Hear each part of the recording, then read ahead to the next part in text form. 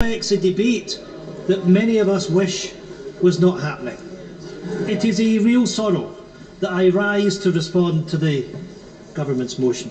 Mr. Speaker, the reality of Brexit is now laid before us. Broken promises of taking back control from a government that is so out of control. 21 ministerial resignations, communities, countries, households divided, our politics stale, a Prime Minister fighting for her political life.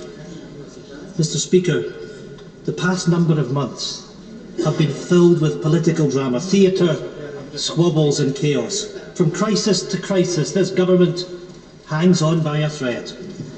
But beneath all of this is the real reality, the hard, cold truth that this is a moment of self-harm in our history. History has a way of teaching us lessons, if only we would listen. At a moment such as this, I reflect on someone that we regard as an icon. Winnie Ewing, Madam of the Cross, who came into this House 51 years ago for the seat of Hamilton, represented the Highlands and Islands at the European Parliament and fought hard to make sure that Scotland benefited from its membership of the European Parliament. Something I can see right throughout my constituency with all the signs of projects that were funded by European money. And we had a welcome year in the European Parliament, and indeed Winnie played such an important part in the development of that institution. We've heard of the importance of Erasmus today, and it holds a special place in the SNP's heart because it was Winnie Ewing who chaired the European Parliament's European and Culture Committee on Erasmus when it was established in the 1980s. That's the legacy of someone that fought hard to make sure that all of us benefited from that European membership. And if I can contrast the approach that we've had from Europe with this place, and I want to quote from the great lady herself: "Time after time, on matters great and small, we are still standing on the sidelines, mutely accepting what is decided elsewhere, instead of raising our voices and making our own choices." Scotland's much vaunted partnership of Jonah and the whale.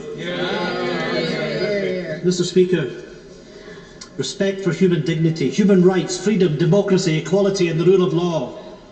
These are the core values of the European Union.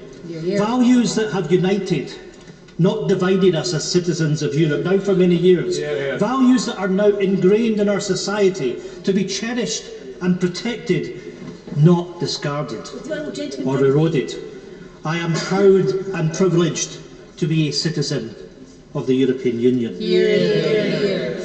Mr. Speaker, the European Union has been the greatest peace project in our lifetime.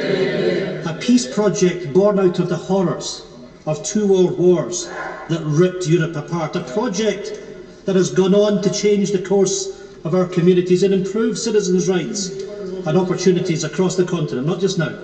A project that I still believe is worth defending, and we will, on these benches, defend that. A project that has enabled our generations to travel, to work, to live and to thrive across all countries that are within the European Union.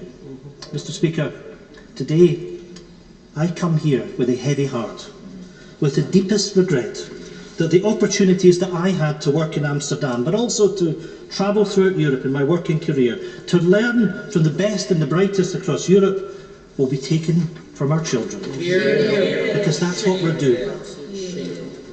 Embracing the diversity of European culture has enriched so many of us. Absolutely. The exciting opportunities to live and work in Amsterdam or Barcelona or Brussels or Berlin or Copenhagen or Vienna or so many other places. So many choices and opportunities that our generation had to work and to develop friendships across Europe.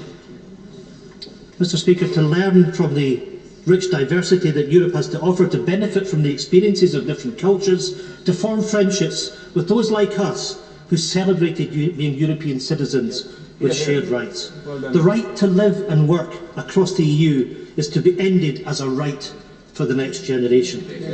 Mr. Speaker, I have in the gallery today an ex-colleague from Amsterdam when I worked for a bakery ingredients company, someone whose friendship was formed out of the opportunity that I had to work in Amsterdam. Our friendship is a celebration of the success of the opportunities the EU membership gave to all of us. That right to live and work together across the EU is to be ended as a right for the next generation. That automatic right to benefit for career opportunities to be removed.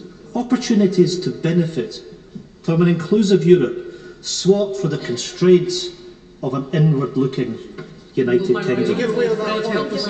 I'll give way to the... I thank my right honourable friend giving way. Most people in this chamber know that my husband is German. What not all of them will know is that his mother was Polish and his parents were not allowed to marry.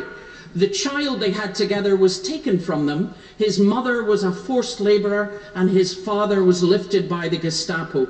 And long before we ended up in this mess, he used to celebrate that in one generation he could live and work where he wanted and marry who he loved. And in one more generation, we're taking it away. It's shameful.